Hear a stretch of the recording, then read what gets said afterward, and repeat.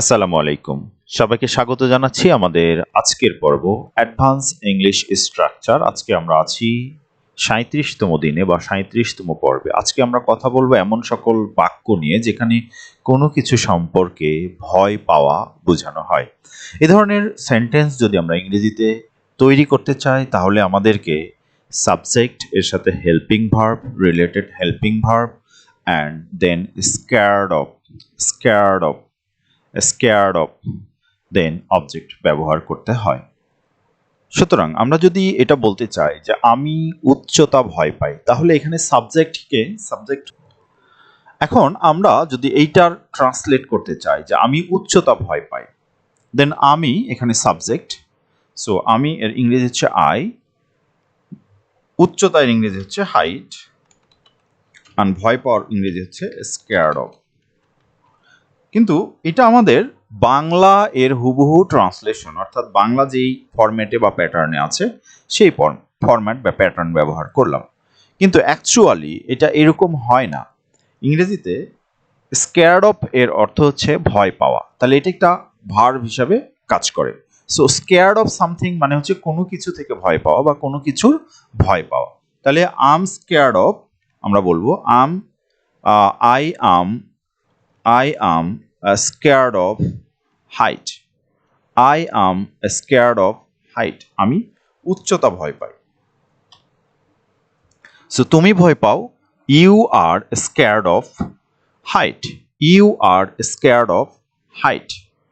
You are scared of height. তারা ভয় পায়, they are scared of height. ঠিক আছে, রিতা ভয় পায়, দেন Rita is scared of height. সে কুকুর ভয় পায়, রাইট? সো আমরা এখানে জানি যে এখানে সে মানে হি এখানে সাবজেক্ট, ভয় পাওয়া মানে হচ্ছে স্ক্যার্ড অফ কিসের ভয় পায়? কুকুরের, স্ক্যার্ড অফ ডগস, যে কোনো কুকুরকে দেখলেই ভয় পায়, কোনো একটি কুকুর না। তাহলে হি স্ক্যার্ড অফ না, এখানে আমরা অবশ্যই হেল্পিং ভার্ব ব্যবহার করব, তাহলে আমরা বলবো হি ইজ স্ক্যার্ড অফ, অথবা আমরা হিজ বলতে পারি একসাথে, his, he S his, he's scared of dogs. He's scared of dogs. আমরা অন্ধকার ভয় পাই, আমরা ভয় পাই, then we subject and are auxiliary verb, সাহায্যকারী verb. So we are scared of কি ভয় পাই? অন্ধকার। অন্ধকারের ইংরেজি হচ্ছে ডার্ক। তাহলে we are scared of the dark, আমরা অন্ধকার ভয় পাই। We are scared of the dark. We are scared of the dark. We are scared of the dark. সে পোকা ভয় পায়। এখানে আমাদের নতুন শব্দ হচ্ছে পোকা। পোকা এর ইংরেজি হচ্ছে আমরা বাগস বলতে পারি, বাগস অথবা spiders. Spiders a special kind of কিট অর বাগস। সো আমরা বলতে পারি সে ভয় পায়, তাহলে আমরা বলবো she is scared of bugs. She is scared of bugs. সে পোকা ভয় পায়।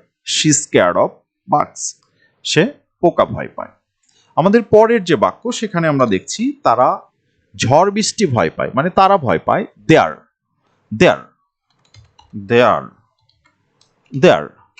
scared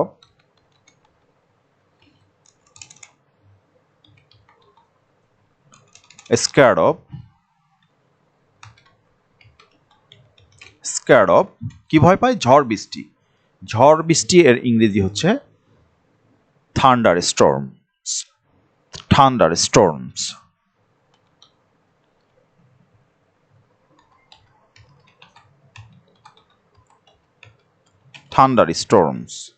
বানানটা একটু ভুল হয়েছে, থান্ডার STOR স্টর্মস, থান্ডারস্টর্মস। তারা ঝড় বৃষ্টি ভয় পায়। আমি জনসম্মুখে বক্তব্য দেওয়া ভয় পাই, তার মানে আমি ভয় পাই আম অথবা আই আম স্ক্যার্ড অফ জনসম্মুখে বক্তব্য দেওয়া এর ইংরেজি হচ্ছে পাবলিক স্পিকিং, তাহলে আমরা বলবো I am scared of speaking, I am scared of public speaking. সে ওড়ার ভয় পায়, রাইট? ওড়া, ওড়া এর ইংরেজি হচ্ছে ফ্লাইং, তাহলে আমরা বলবো হি ইজ অথবা she is scared of flying, she is scared of flying. আমরা দাঁতের ডাক্তার ভয় পাই, সবাই পাই, কারণ দাঁতের ডাক্তারের কাছে যাওয়া একটা পেইনফুল কাজ। সো আমরা যদি এটা বলতে চাই তাহলে আমরা বলবো উই আর অথবা ওয়ার স্ক্যার্ড অফ। দাঁতের ডাক্তারের ইংরেজি হচ্ছে ডেন্টিস্ট, তাহলে scared of the dentist, right? Dentist, দাঁতের ডাক্তার। সে জল ভয় পায়, জল মানে ওয়াটার আমরা বলছি, তাহলে হি অর শি, আমরা শি বলছি, she is scared of water, she is scared of water. সে জলের ভয় পায় বা সে জল ভয় পায়, রাইট? আমাদের লাস্ট যে সেন্টেন্স সেখানে দেওয়া আছে, তারা সাপ ভয় পায়। আমরা জানি সাপের ইংরেজি স্নেকস, যে কোনো সাপ, অনেক সাপের মধ্য থেকে যে কোনো সাপ হতে পারে। তারা ভয় পায়, তাহলে এর ইংরেজি কি হবে? আই থিঙ্ক যে তোমরা পারবে, আর যেটা হবে সেটা অবশ্যই কমেন্টস বক্সে লিখে জানাবে। থ্যাংক ইউ, আসসালামু আলাইকুম।